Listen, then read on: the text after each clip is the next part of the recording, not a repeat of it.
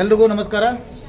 ನಾವು ರೈಲ್ವೆ ಇಲಾಖೆಯ ಸಹಾಯದಿಂದ ಕರ್ನಾಟಕದ 5 ಜನ ಪತ್ರಕರ್ತರು, ಅದರಲ್ಲಿ ನಾನು ವಿಲಾಸ್ ಜೋಶಿ ಬೆಳಗಾವಿಯಿಂದ ಸಂಯುಕ್ತ ಕರ್ನಾಟಕ ಚೀಫ್ ರಿಪೋರ್ಟ್ರು, ಇನ್ನೊಬ್ಬರು ಅಮರೇಗೌಡರು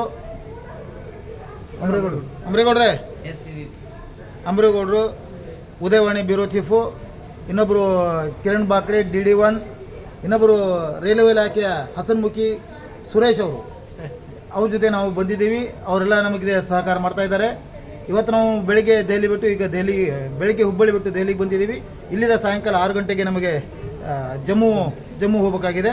6 ಗಂಟೆಗೆ ನಾವು ಇಲ್ಲಿ ಜಮ್ಮು ಬಿಡ್ತಾ ಇದ್ದೀವಿ. ವಿಶೇಷವಾಗಿ ಇವತ್ತು ನಾವು ಅತಿ ಉದ್ದನೆಯ ಬ್ರಿಡ್ಜನ್ನು, ಚೆನಾಬ್ ಬ್ರಿಡ್ಜ್, ಅದನ್ನು ನೋಡ್ಲಿಕ್ಕೆ ಹೋಗ್ತಾ ಇದ್ದೀವಿ. ಇದು ನಮ್ಮ ಅದೃಷ್ಟ. ನಾವು ಇನ್ನೂ ತನಕ ನೋಡ್ತಿದ್ದು ಗೊತ್ತಿಲ್ಲ.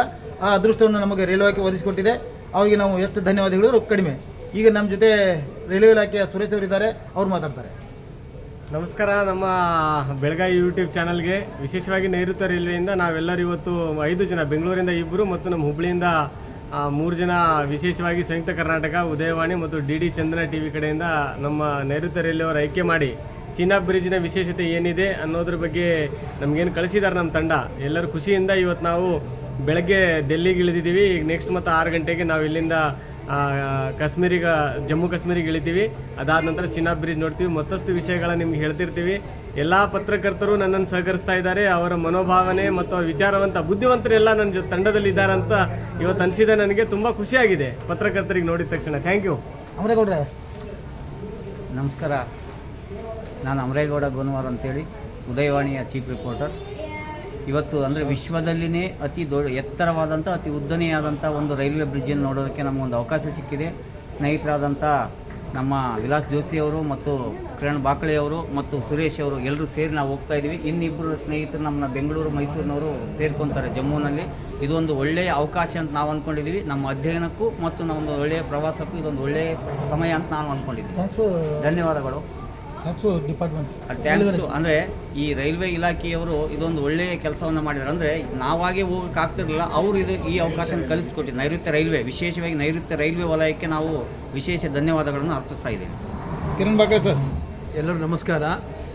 ಎಲ್ಲರೂ ವಿಲಾಸ್ ಜೋಶಿ ಹೇಳಿದಂಗೆ ನಮ್ಮೊಂದು ಸುದೈವ, ಯಾಕಂದರೆ ನಮ್ಮ ಅದೃಷ್ಟ ಮಾಡಿರ್ಬೇಕು. ಯಾಕಂದರೆ ಇಡೀ ಜಗತ್ತಿನಲ್ಲೇ ಮೊದಲನೇದಾಗಿ ಇದೊಂದು ಆಗ್ತಾಯಿದೆ.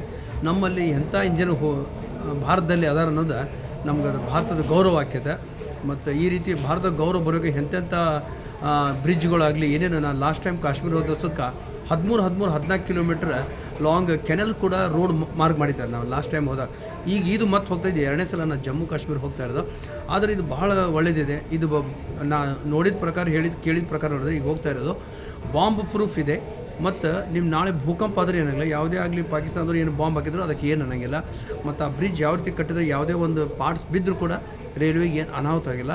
ಅಂಥ ದೊಡ್ಡ ನಮ್ಮ ಇಂಜಿನಿಯರ್ ಮಾಡಿದ್ರು ಅವ್ರಿಗೆಲ್ಲ ಒಂದು ನಾವು ನಮಸ್ಕಾರ ಹೇಳಬೇಕಂತ ಜನಕ್ಕೆ. ಮತ್ತು ಈ ಬೆಳಗಾವಿ ಈ ಯೂಟ್ಯೂಬ್ ಚಾನಲ್ ಅವ್ರಿಗೂ ಸುತ್ತ ಧನ್ಯವಾದಗಳು ಹೇಳ್ತಾರೆ. ನಮಸ್ಕಾರ. ಕ್ಷಣಕ್ಕೂ ನೋಡ್ತಾ ಇರಿ ಈ ಬೆಳಗಾವಿ ಯೂಟ್ಯೂಬ್. ನಮಸ್ಕಾರ.